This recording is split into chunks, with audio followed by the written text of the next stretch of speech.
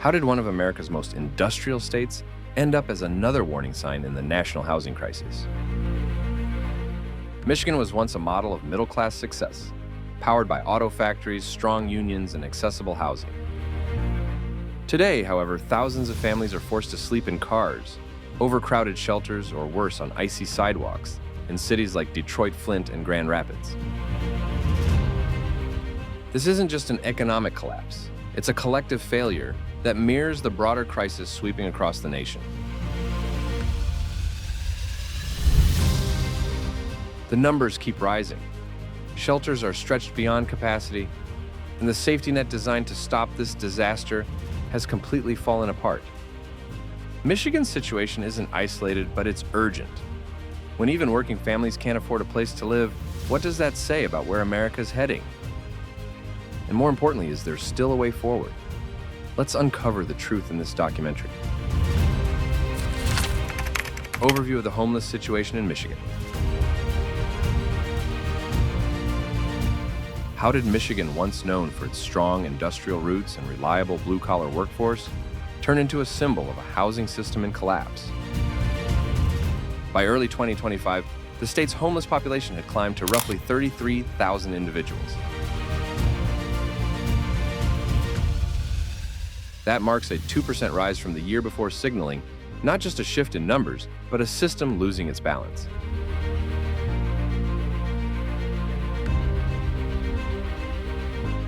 In Detroit's metropolitan region, the January 2024 point-in-time survey counted over 1,700 residents lacking stable housing, up from about 1,400 the previous year.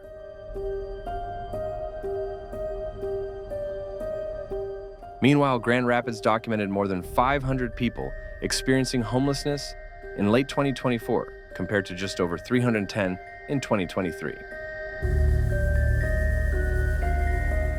These are not just data points. They represent real lives, each burdened with unique challenges and pain.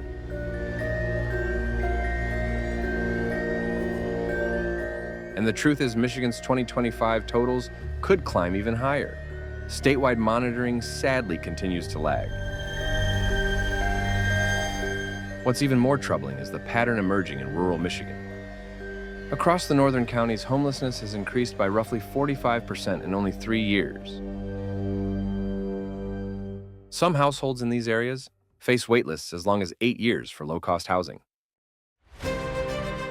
With shelters few or entirely absent, the crisis unfolds silently without headlines, protests, or political urgency.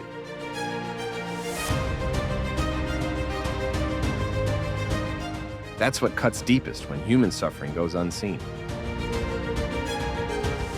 Experts identify key causes: the end of pandemic-era rental assistance and the chronic shortage of affordable housing continue driving people into instability. Between 2021 and 2022 alone, homelessness surged by 8%. While growth slowed modestly in 2023, the overall outlook remains grim, showing no signs of recovery.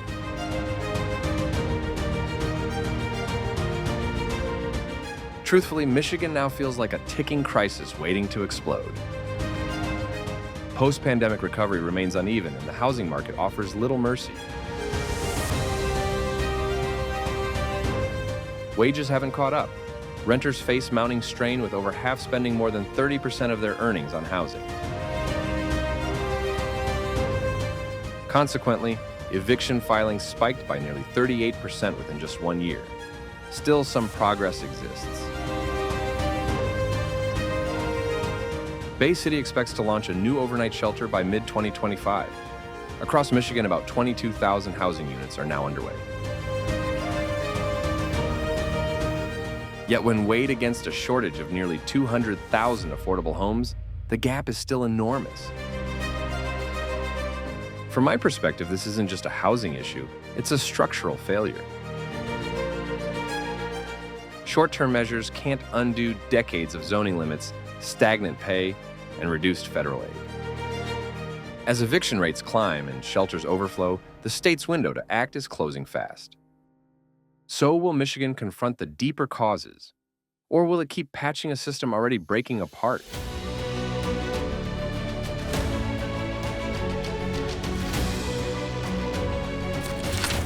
The U S Homelessness Landscape. Florida. Florida's strategy for addressing homelessness in 2024 and 2025 has drawn both praise and criticism.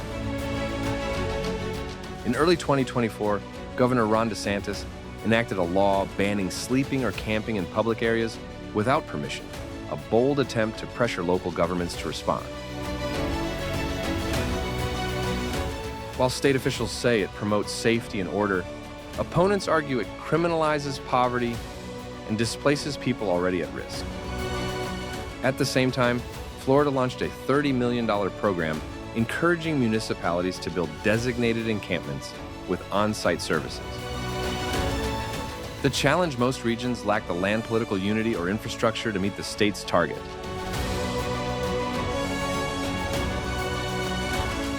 Cities such as Miami, Tampa, and Orlando have all witnessed sharp increases in unsheltered residents. And beneath every new regulation lies a deeper question. Is this policy helping people find housing or simply pushing the problem out of sight? When it comes to the future of addressing the homeless in America, Florida's policy is either a cautionary tale or the beginning of a stricter new chapter. California. No conversation about the homeless in America can happen without mentioning California. As of early 2025, the state shelters nearly 187,000 unhoused people, the highest number in the country by far. That total represents nearly 1/4 of all homeless individuals nationwide. Despite investing billions in housing construction and social programs, progress remains disappointingly sluggish. Major cities like Los Angeles and San Francisco continue to struggle with sprawling encampments, substance abuse, and mental health emergencies. In response, Governor Newsom has promoted care courts and boosted funding for behavioral health care. Yet critics insist California still can't keep pace with the sheer scale of its crisis. How can any initiative work when thousands are driven into homelessness each month by unaffordable rent and stagnant paychecks? California is facing not only a housing emergency, but also a collapse in public faith that the system can protect its most vulnerable citizens. Texas. Texas presents a starkly different model. Although its homeless numbers are below California's, its strategy is more punitive and fragmented. Austin, for example, repealed its relaxed stance on public camping, reinstating a ban through a citywide referendum. Houston, however, stands out as a rare success story, following a housing-first model that prioritizes permanent housing before addressing other issues.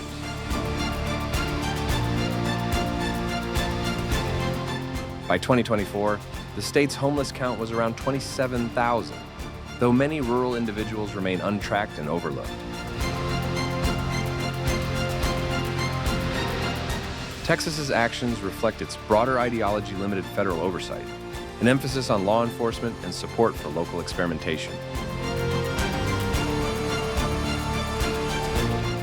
The central question remains, can such a decentralized model truly scale to solve homelessness in America? Or does it leave too many behind?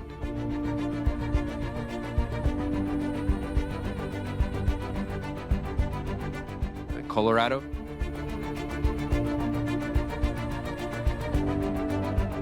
Colorado's homeless population continues to grow, especially in Denver and nearby counties. By early 2025, over 52,000 people had engaged with homeless services across the state within a single year. Roughly 1/3 were chronically unhoused, meaning they'd lived without stability for years while facing addiction or mental illness. What makes Colorado's crisis especially urgent is the rapid growth of tent cities and illegal camps. In response, local and state leaders have proposed emergency navigation centers, low-barrier shelters, and broader voucher programs. But nonprofits are under extreme strain, and affordable housing remains in short supply. Because of Colorado's mild climate and outdoor culture, many unhoused people stay in tents even during freezing winters. What does it reveal about the homeless in America, when even progressive states can't guarantee a roof for everyone? Colorado's struggle underscores that homelessness is no longer confined to cities. It now touches every corner of the state. New Jersey.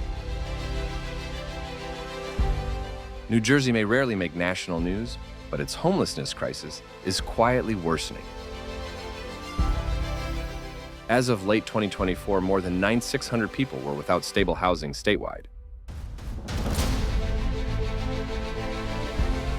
The root causes are familiar rising rents, aging housing, and insufficient mental health resources. Yet solutions remain uneven. Cities like Newark and Camden have expanded their shelter systems, while smaller municipalities lack any form of support. State officials have increased rent subsidies and eviction protections, but demand still exceeds available help. Thousands of residents remain stuck between flat incomes and escalating housing costs.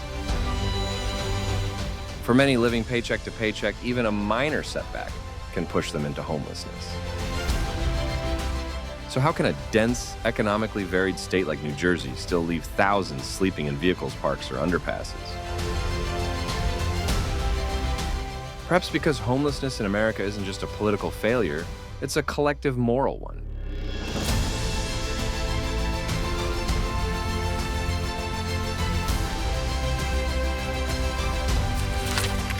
Housing crisis in Michigan.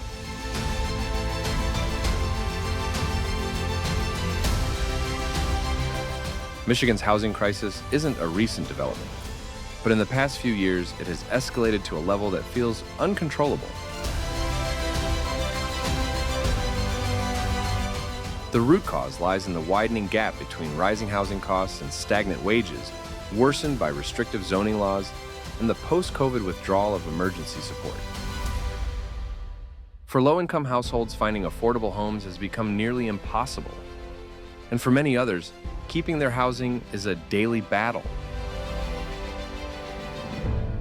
Throughout the state, the numbers reveal a grim reality. Currently, more than half of Michigan renters spend over 30% of their earnings on rent. This officially classifies them as cost burden, living one setback away from crisis. For such families, a missed paycheck, unexpected medical bill, or car breakdown could quickly lead to homelessness. This is how countless stories of the homeless in America begin not with addiction or tragedy, but with incomes that no longer stretch far enough. Eviction rates have surged across Michigan. In cities like Detroit and Flint, filings are now approaching their pre-pandemic peaks. Legal aid attorneys and housing advocates continue to raise alarms, yet existing safety nets remain too thin to protect everyone. Meanwhile, home construction lags far behind the growing demand. Michigan faces a deficit of nearly 200,000 affordable units, and new projects seldom target the lowest income residents. So what's blocking meaningful progress? Community resistance to zoning reform, bureaucratic inertia, and limited political will all play a role. But the bigger question remains, when did safe, affordable housing turn into a luxury instead of a basic right? At what point did we decide that working full-time no longer guarantees a place to call home? Michigan's housing emergency isn't unique. It echoes the broader crisis of the homeless in America, a structural failure that punishes workers and leaves no room for mistakes.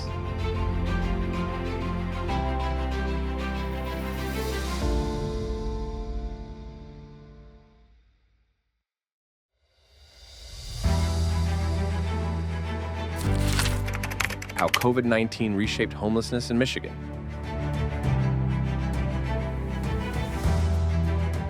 The pandemic didn't create homelessness in Michigan, but it exposed deep weaknesses and widened every existing crack. At the start of 2020, thousands of Michigan residents were already one setback away from losing their homes. When COVID-19 arrived, those setbacks became devastating layoffs, hospital bills, and unexpected family losses. The result was a massive rise in housing insecurity that the state continues to grapple with today.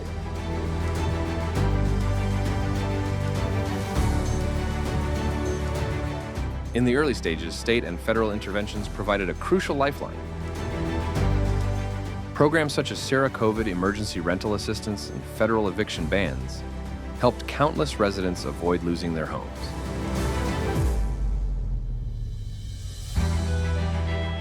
During 2021 alone, Michigan deployed emergency funds to support over 250,000 households with rent, utilities, or both. For a short while, it seemed like we had learned a vital lesson that housing could be treated as essential during times of crisis. However, as the funding dried up in 2022 and 2023, reality struck hard once again. Many families who relied on rental aid soon faced eviction without any remaining safety nets. Shelters quickly reached capacity and affordable housing waitlists grew to record lengths. In rural parts of the state where help is limited, families began living in cars or doubling up in overcrowded homes, often uncounted in official homelessness data.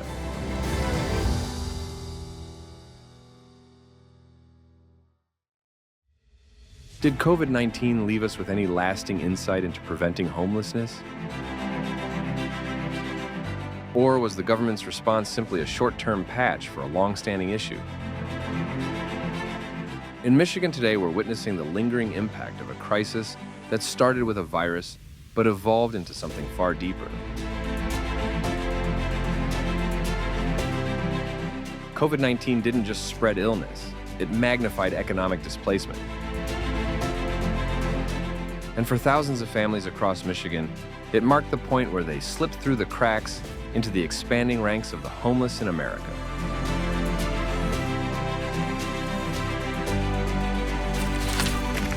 Substance abuse and the cycle of homelessness.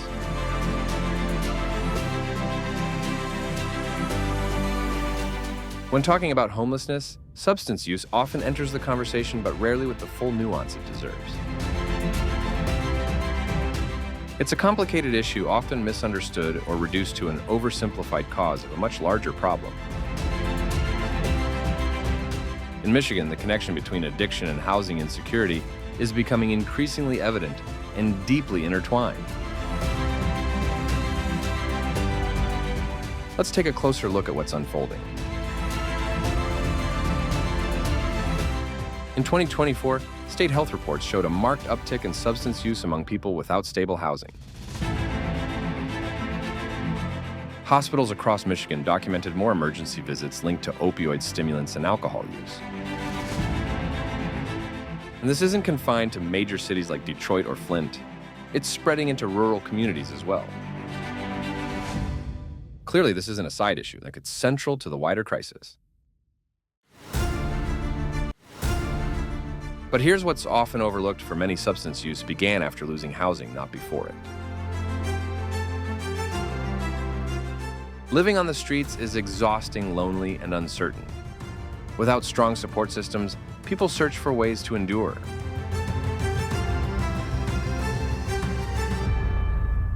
Some rely on substances not out of recklessness, but out of desperation for comfort, for sleep, for a sense of control in chaos.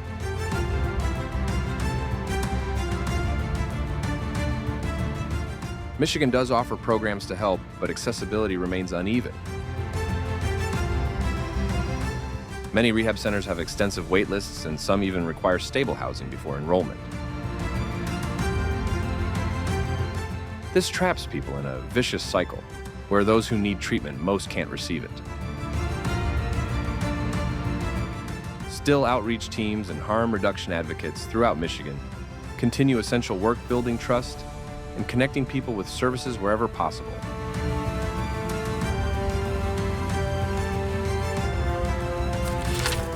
Unemployment and the economics of losing a home. In Michigan, the road to homelessness doesn't always begin with addiction trauma or bad choices. Sometimes it starts with a pink slip, a downsizing, a factory closure, a small business that never recovered after COVID. Job loss has long been one of the biggest triggers of homelessness, and lately its effects have been impossible to ignore.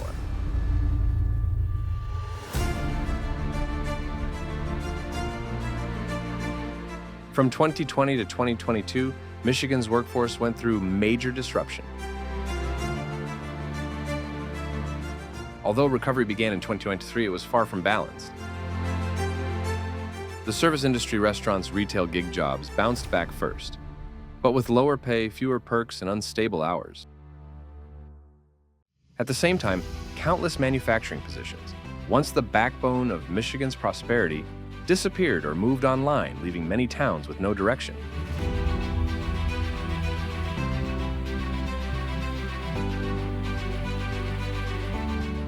By early 2025, Michigan's unemployment rate hovers near 4.4%.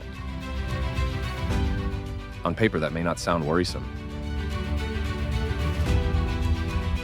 But beneath the surface lies growing fragility, underemployment, temporary work, and an ever-rising cost of living. Rents climb higher, groceries drain more, utility bills eat away at every paycheck. So what happens when a job no longer secures a home? In places like Pontiac, Saginaw, and Battle Creek, the answer is painfully clear. People who once had steady jobs and families are now sleeping in cars or scraping by week to week in motels. Some keep fighting, juggling multiple jobs, but exhaustion and illness eventually take their toll. Others simply can't keep up, pushed aside by a system that's forgotten them. Is hard work still enough to survive in America? Or have we reached the point where even full-time employment can lead to homelessness? The rise of the working homeless in America highlights one truth: this isn't just about housing. It's a crisis of labor, of self-worth, and of the economy we've built for ordinary citizens. There's something heartbreaking about watching Michigan fall like this. This was once the land where a factory job meant safety, where you could buy a house, raise your kids, and still afford Tigers tickets on weekends. In the mid-20th century, Michigan wasn't flawless, but it offered dignity, consistency, a dream you could actually live.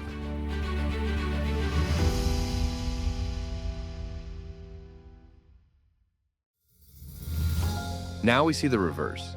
People working harder than ever, only to end up evicted, displaced, and unseen. It makes you ask what happened to that promise. When did we stop believing that everyone deserves a home, not just the lucky or the rich? When I drive through towns like Flint or Pontiac, I don't just see structures, I see history. A version of America that valued effort over earnings, that believed in people more than profit. Somewhere along the way, we lost that spirit, and the growing number of homeless in America isn't just proof of poverty, it's the echo of what we've abandoned. There was a time when this country knew how to build. Maybe now it's time we remember how to care.